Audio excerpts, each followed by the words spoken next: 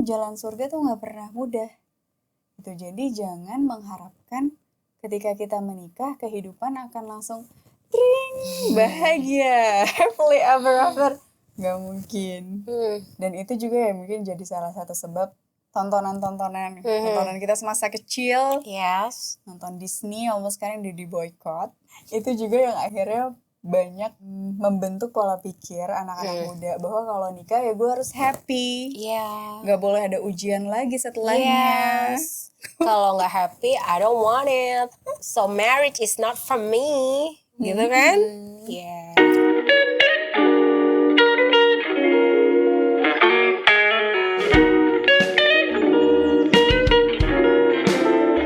Assalamualaikum warahmatullahi wabarakatuh. Waalaikumsalam warahmatullahi wabarakatuh. Bunda. Hai Napski. Hai Konit. Kita mau ngobrolin apa hari ini? Hari ini kita ngobrolin tentang fenomena melajang. Siapa yang tidak mau menikah? Siapa yang belum menikah? Aku. Fenomena melajang. Di sini melajang karena tidak mau menikah. Tidak mau menikah. Melajang, nggak mau punya anak, pengen hidup bebas. Yang banyak terjadi di dunia. Ya, saat ini. Di sekitar kita? Di sekitar kita mungkin, tapi yang sudah parah di negara-negara, kita lihat datanya. Negara-negara. Seperti di Jepang. Ini kita nonton videonya dulu ya, bagaimana dampak dari depopulasi, krisis populasi di Jepang. Karena orang-orang, anak-anak mudanya pada nggak mau menikah, dan kalaupun menikah pada nggak mau punya anak. Di setel. Sekitar 450 sekolah tutup setiap tahun. Ini kisah 2 murid terakhir ya, yang di sekolah yang ditutup di Jepang. Akibat resesi seks. Satu sekolah cuma ada 2 siswa. Sekolahnya bagus, bukan sekolah yang ditutup karena tidak bagus, tapi karena tidak ada muridnya. Tidak ada muridnya saking karena nggak ada populasi anak-anaknya.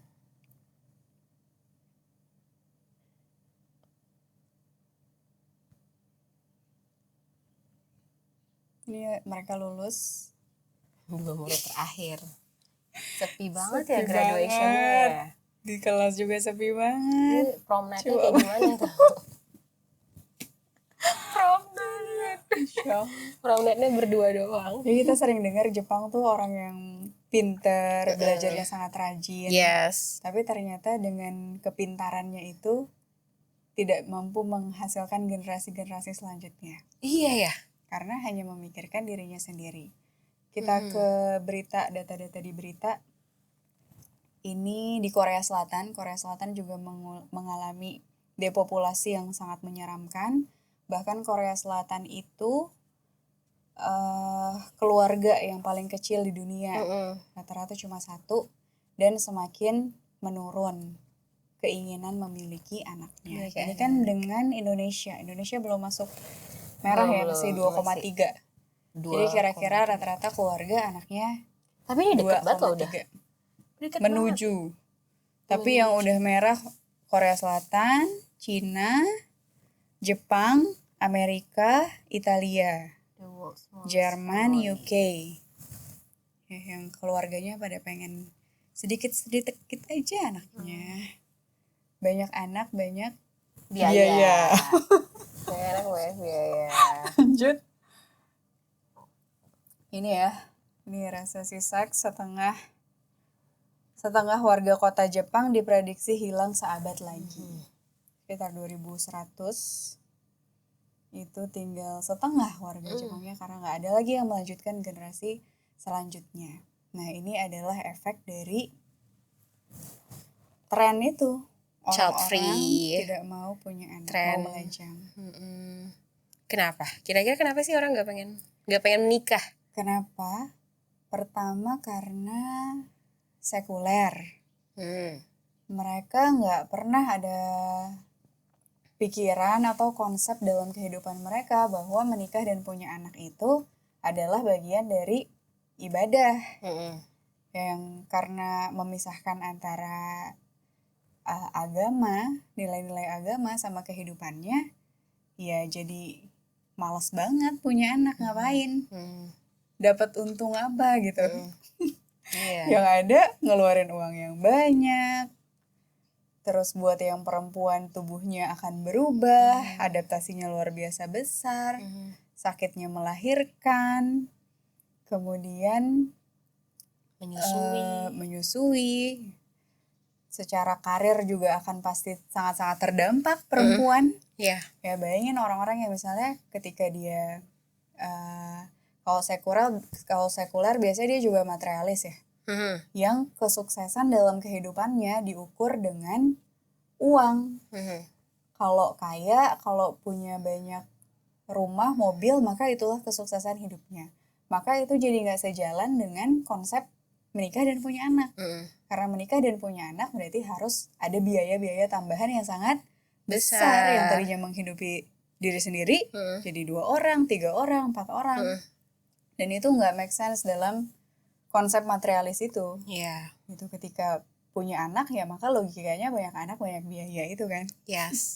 Makanya salah satu alasan misalnya kalau kita baca ya yang tadi Korea Selatan kenapa akhirnya depopulasi dengan cepat, Jepang depopulasi dengan cepat karena juga memikirkan biaya sewa yang mahal, gaji yang mungkin belum seberapa, kemudian biaya punya anak, biaya melahirkan, biaya pendidikannya, dan biaya-biaya yang lainnya, yang itu akhirnya menurut mereka jadi beban dan jadi kehancuran buat mimpi-mimpi mereka.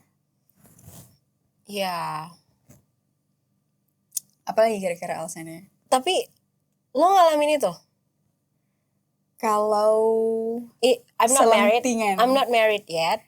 Selentingan apa ya, pikiran-pikiran, oh iya banyak beban, banyak yang harus dipersiapkan, itu iya. Tapi alhamdulillahnya karena masih ada bingkai keimanan, masih bisa diredam perasaan-perasaan kayak gitu. Karena memang sangat-sangat berkaitan antara keimanan dan kewarasan kita menjalani kehidupan berumah tangga. Ketika mindsetnya adalah beramal dan beribadah, adalah jihadnya perempuan, maka itu akan bisa dilalui dengan bahagia.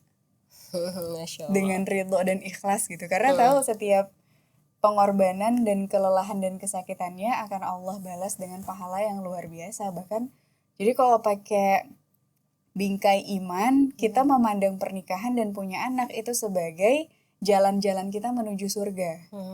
Nah ini yang gak ada di dalam konsep orang-orang yang sekuler. Dan sekuler dan materialis itu gak ada konsep-konsep kayak gitu. Gak ada perempuan hamil itu dapat pahala jihad di setiap keletihannya yang bertambah-tambah, di setiap perubahan tubuhnya, perubahan hormonalnya. Yang mereka pikirkan adalah gue kalau hamil jadi gak bisa kerja, jadi harus cuti melahirkan. Setelah itu misalnya harus paling gak misalnya 2 tahun membersamai anak, harus menyusui.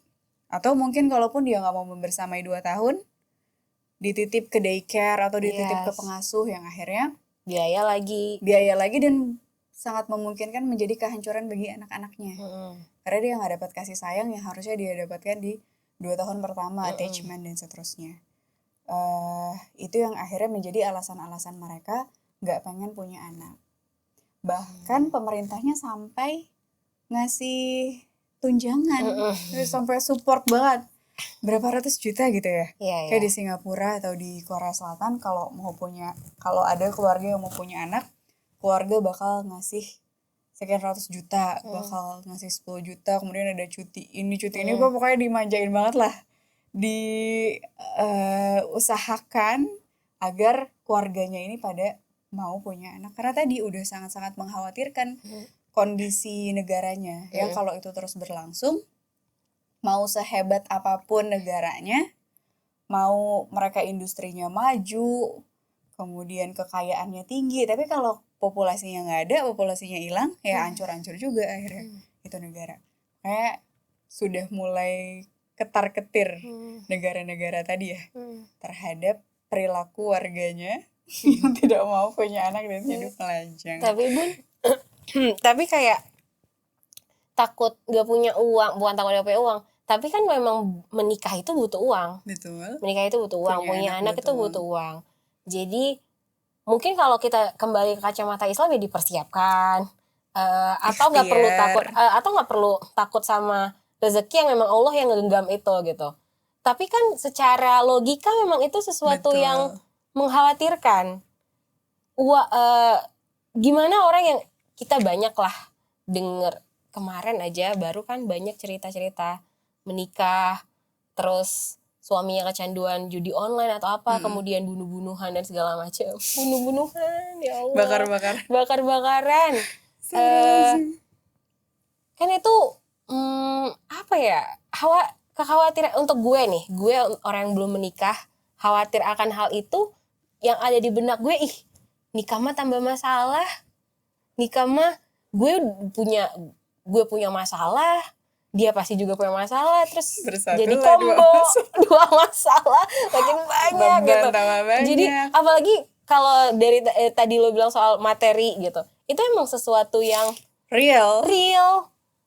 Kalau yang lain mungkin suami jahat atau istri jahat gitu, selingkuh dan segala macam, itu belum tahu ya kita itu kayak gimana. Tapi kalau uang itu kan emang real. Harus dipersiapkan. Dan kalau gue pada akhirnya nanti harus ngebiayai suami gue atau apa gitu, mending gue nggak nikah. Itu tuh gimana ya, kayak terbentuk di kepala.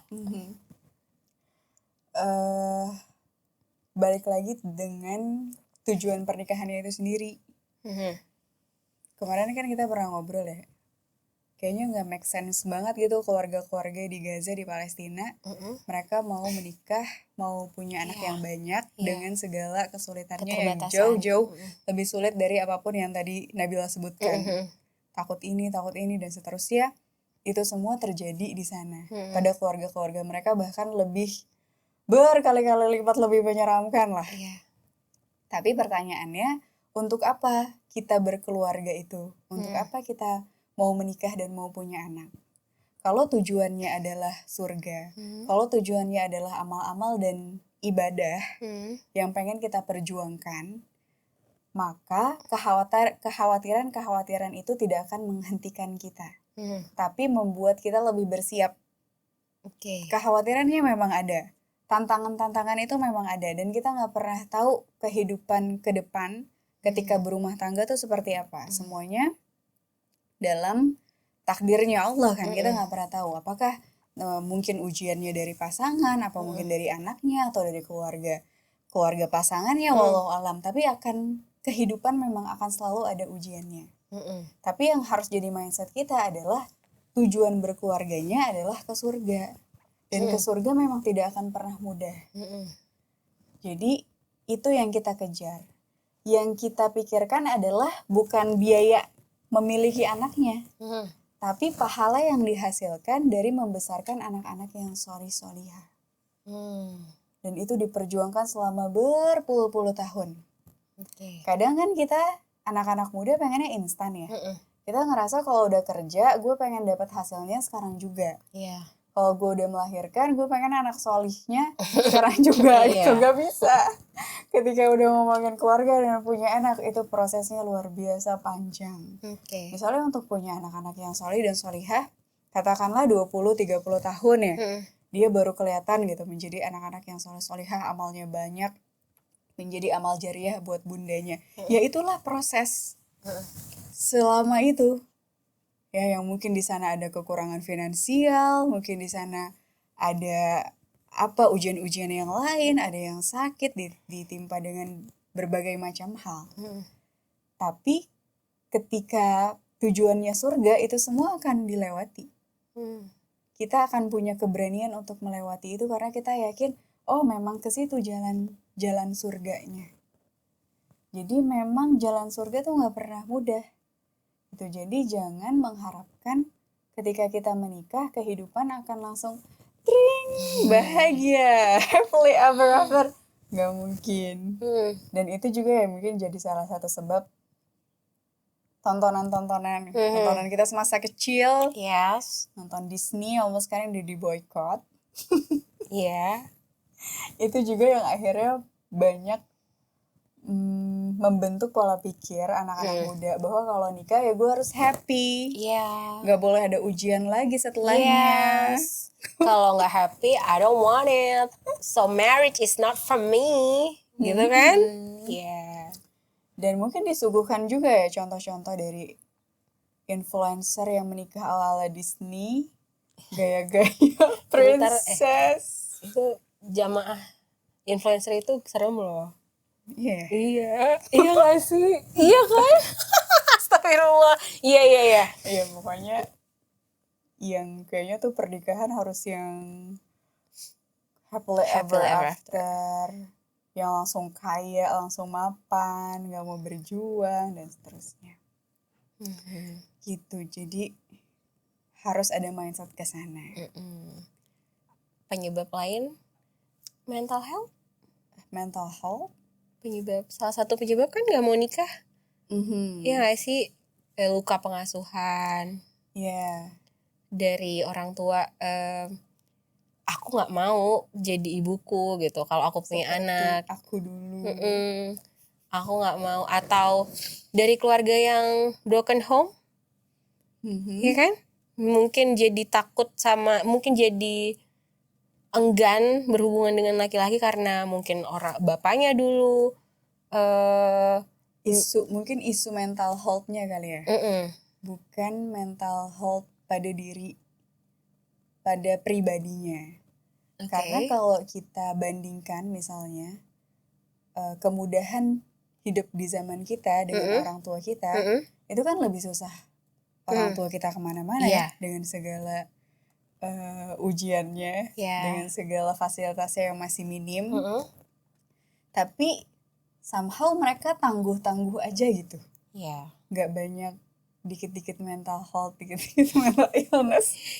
Jadi boleh jadi ya saat ini banyak yang menjadikan alasan isu mental health ini sebagai alasannya untuk gak mau menikah. Boleh jadi karena terpaan dari media sosial, bisa jadi dari apa yang dia lihat, dari apa yang dia tonton. Apalagi kalau kita lihat trennya setelah COVID, itu pembahasan mental health tuh mulai banyak yang naik kan. Dan banyak anak-anak muda yang dia mendiagnosa dirinya sendiri. Ya jadi belum apa-apa baru ngelihat ciri-cirinya. 5 ciri-ciri kamu mengidap depresi. Wah, ini gue semua nih, berarti gue depresi. Itu akhirnya dia ngerasa jadi depresi. Terus misalnya dia nonton konten tentang luka pengasuhan. Wah, yang tadinya dia nggak sebel sama ibunya, tiba-tiba dia, dulu ibu gue juga gini nih, berarti gue korban juga. Ibu gue harus sempurna, nggak boleh ada cacatnya. Akhirnya jadi merasa sakit hati. Akhirnya jadi ngerasa kalau gitu gue nggak mau deh punya anak, nanti kasihan anak gue kalau merasakan apa yang gue rasakan.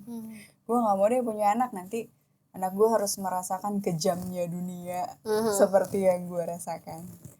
Hal-hal yang kayak gitu akhirnya jadi ikut tertanam pada diri anak-anak muda, dan itu yang memutuskan mereka akhirnya deh gue juga nggak mau nikah.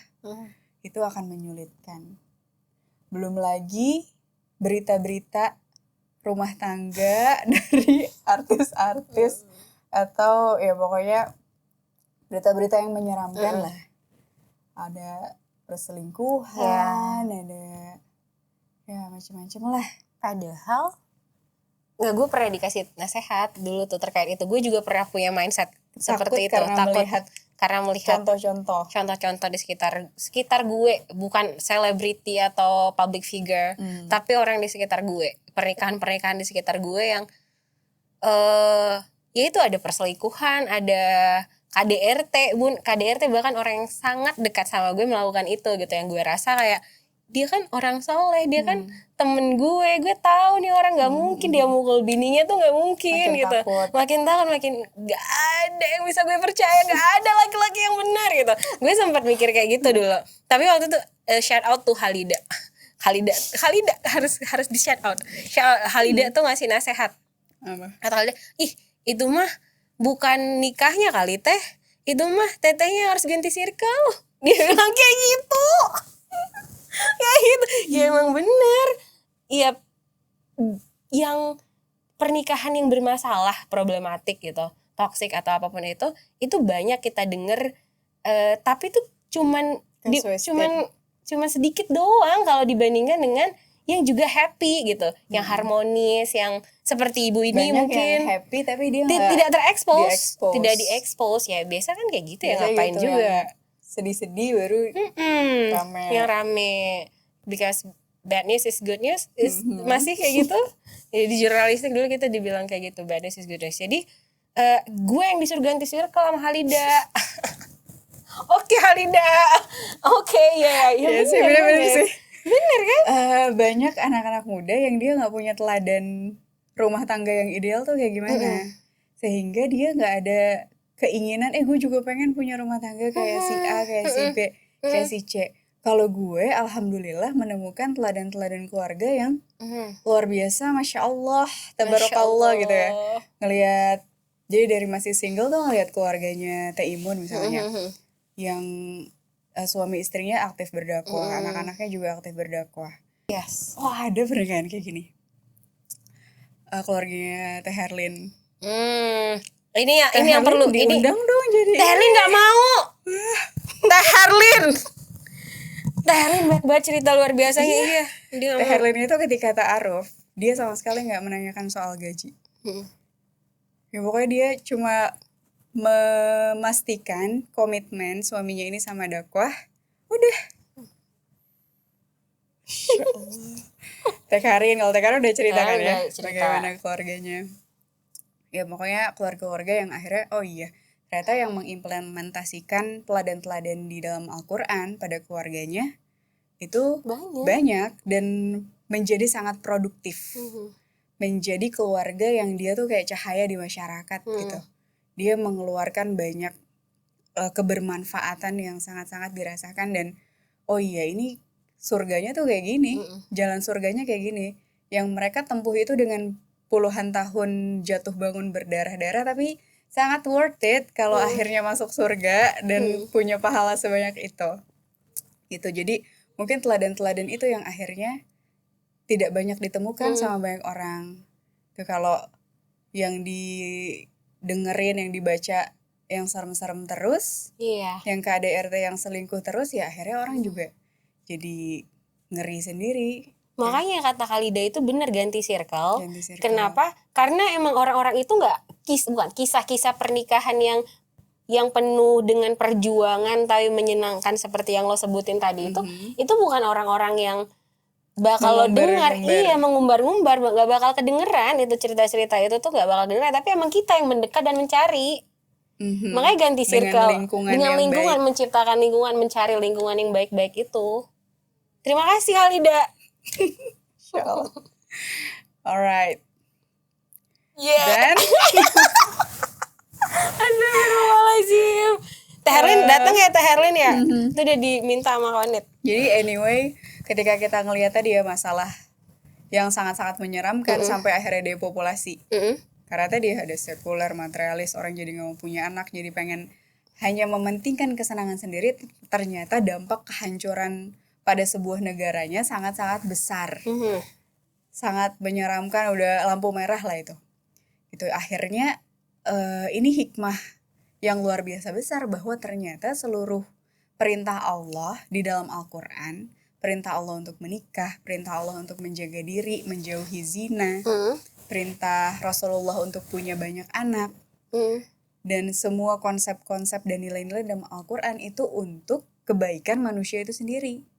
Yang ketika itu tidak dijalankan, ditinggalkan sama manusia, maka yang terjadi adalah kehancuran. Jadi Masya Allah ya, semua aturan itu ya buat kebaikan kita, buat kebaikan manusia itu sendiri. Gitu. Dan nilai-nilai dalam Islam itulah yang harus banyak kita pelajari. Ketika sudah mulai ada bersit-bersitan pikiran, gue gak nikah aja deh. Iya, sering. Aduh berat banget, kayak gak usah nikah aja deh, gak usah punya anak aja deh. Atau menunda punya anak dengan alasan yang tidak syar'i. Karena kalau dalam Al-Quran, tidak boleh kita menunda punya anak atau membatasi punya anak karena alasan ekonomi. Oke, gak boleh. Gak boleh. Menjarakkan kan anak 2 tahun boleh. Tapi kalau memberhentikan padahal masih bisa, itu nggak boleh. Dengan alasan yang tidak syar'i ya. Saya karena biayanya mahal, 2 anak aja deh. Padahal masih bisa Allah kasih anugerah organ reproduksi, kesehatan yang baik dan seterusnya. Nggak boleh membunuh anak karena takut miskin. Itu ada di dalam Al-Quran.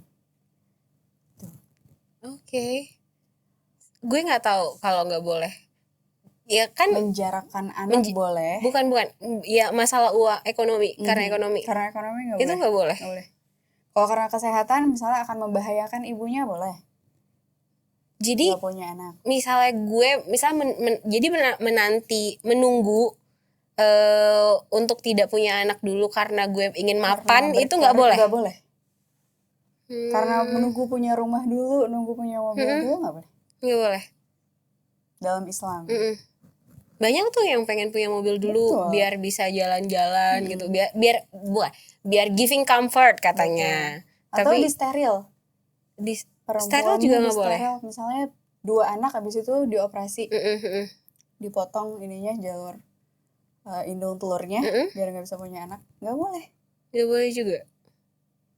Itu kan anugerah yang luar biasa sebenarnya. Iya. Soalnya kalau alasan-alasannya syar'i, nah itu hal-hal yang seperti itu yang harus kita pahami. Masya Allah. Gitu.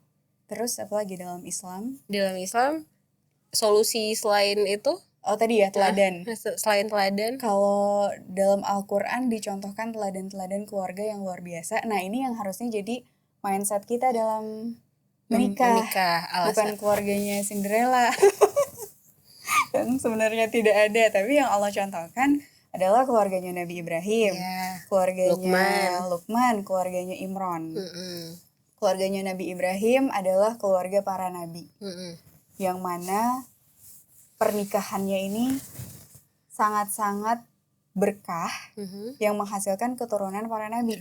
Nabi Ibrahim melahirkan keturunannya ada Nabi Ismail, Nabi Ishak, Nabi Yakub, Nabi Yusuf. Gitu. Jadi keturunan orang-orang solehnya tuh luar biasa. Gitu. Maka seperti itu jugalah bingkai dalam kita menikah dan memiliki anak. Kita pengen punya generasi-generasi yang soleh-solihah, yang membuat semakin banyak orang yang bersujud kepada Allah, membuat semakin banyak orang-orang yang beramal soleh, makin banyak orang yang berdakwah. Gitu. Dan maka bayangkan bagaimana pahalanya kalau seorang ibu bisa mengajarkan surat Al-Fatihah aja. Ya, dari proses alif, ba, ta, ta-nya, kemudian bisa hafal Al-Fatihah, dan Al-Fatihahnya itu diamalkan sama si anak. Katakanlah let's say dari dia umur 7 tahun sampai dia wafat. Berapa banyak pahala jariahnya? Itu baru dari Al-Fatihah. Belum doa-doa hariannya, belum kalau dia mengamalkan amal-amal solehnya. Belum kalau dia menikah, kemudian pernikahan itu pun juga dari nilai-nilai yang diajarkan dari orang tuanya. Terus kayak gitu. Jadi keluarga ketika kita lihat dari kacamatanya Al-Quran, dia adalah pelejit amal soleh yang luar biasa besar, yang belum tentu bisa kita dapatkan ketika kita nggak punya anak. Dan betapa, kalau yang aku rasakan ya, ketika punya anak, motivasi untuk menjadi pribadi yang lebih baik itu sangat-sangat besar. Karena real gitu dampaknya. Ini kalau gue gembel dan gak benar, ini anak juga bakalan gak benar, ya kan? Jadi motivasinya tuh besar. Banyak banget orang-orang yang dia berubah setelah punya anak, dia berubah pengen jadi lebih baik. Keluarganya Imran bahkan abadikan kan di Quran surat Ali Imran, bagaimana seorang ibunda ketika anaknya masih di dalam rahim sudah dinazarkan untuk menjadi muharraran, untuk menjadi orang yang akan membaktikan dirinya di Masjid Al-Aqsa. Dan keluarganya juga Masya Allah ya. Anaknya Maryam yang kemudian diasuh oleh seorang Nabi Zakaria, yang kemudian memiliki anak Nabi Isa.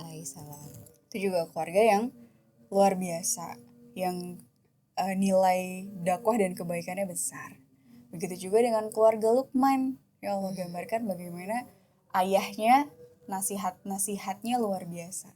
Mendidik anaknya menjadi seorang yang taat kepada Allah, menjauhi syirik, mendirikan sholat, berdakwah, beramar ma'ruf nahi mungkar.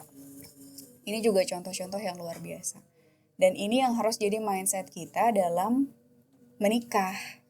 Gitu. Jadi akan tertutupi tuh semua ketakutan-ketakutan dari paham-paham yang tadi. Yang sekulernya, yang Hedon. materialisnya akan tertutupi semuanya ketika yang ada dalam pikiran kita adalah bingkai-bingkai yang ada dalam Al-Quran. Gitu. Masya Allah, sudah azan bun. Gimana? Masya Allah. Oke, aku jadi tidak takut lagi menikah loh. Enggak, gue emang gak pernah takut menikah, tapi khawatir pernah. Pastilah berproses. Lo juga kan pasti dulu Iya, ada takutnya. ada khawatirnya kan dulu. Ada khawatirnya. Terjadi nggak apa yang lo Pasti. khawatirkan? Terjadi. Seperti? Tapi hanya sebuah fase. Oh, oke. Kalau punya anak geraknya akan terbatas. Oke. And that's true, tapi nggak selamanya. Mhm. Kan anak nggak selamanya kecil. Tapi kan bentar lagi lo ada lagi anak yang kecil. That's okay. Yes, oke. Tapi itu tetap sebuah fase. Oke. Dan tetap terbayar. Insya Allah dengan pahala yang akan Allah kasih. Masya Allah bunda. Dan tetap ada amal-amal lain kok kalau mungkin nggak akan sebebas biasanya. Tapi tetap masih banyak yang bisa dilakukan amal-amal lainnya. Oke. Semoga apa yang gue khawatirkan tidak terjadi ya. Emang apa yang gue khawatirkan? Itu yang tadi gue bilang. Apa sih? Kayak gue punya masalah, terus dia punya masalah, bertambah ya? terus bertambah.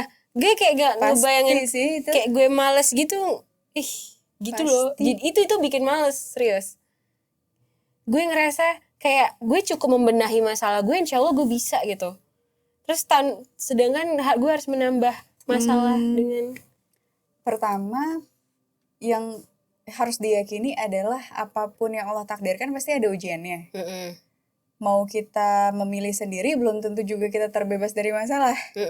Dan ketika menikah juga belum tentu masalahnya lebih sedikit daripada ketika sendiri kan. Iya Itu sih. semuanya kehendaknya Allah.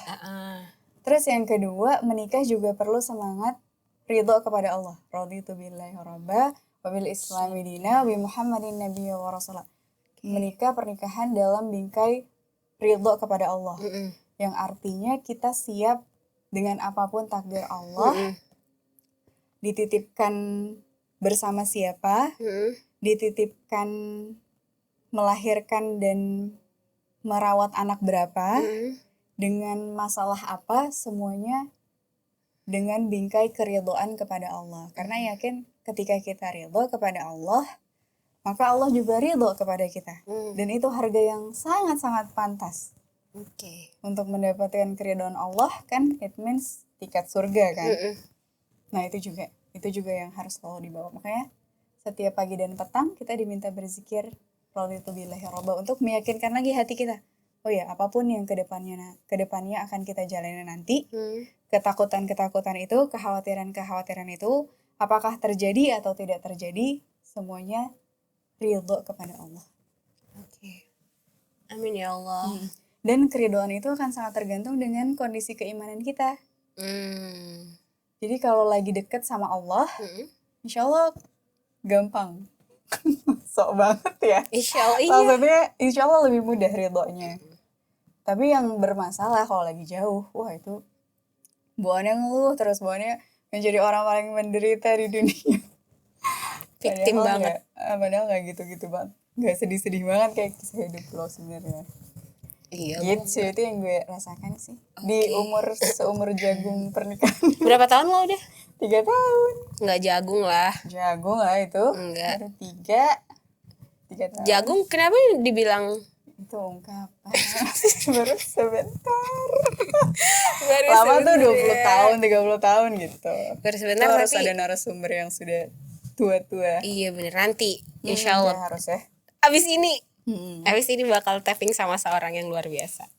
Masya Allah. Masya Allah. Alright. Oke. Bismillah. Bismillah, semangat yang ingin melamar Nabila. Aku udah gak khawatir kok karena sudah tapping ini. Alhamdulillah. Terima kasih Konit. Terima kasih Terima kasih juga teman-teman Nabila. yang sudah mendengarkan. Mohon maaf kalau kita ada salah, kita tidak bermaksud untuk menyinggung siapapun. Wassalamualaikum warahmatullahi wabarakatuh. Waalaikumsalam warahmatullahi wabarakatuh.